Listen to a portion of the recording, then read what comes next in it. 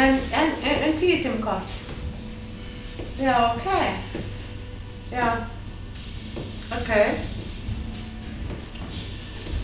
Já, okei, ég skil. En turbo.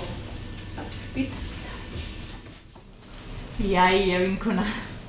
Þú veist að Eydís er komin í tísku aftur. Já, það? Já. Viltu ekki fara heim og skipta föt? Já. Ha? Jú, ég geri það bara. Herri, já, klukkan 5.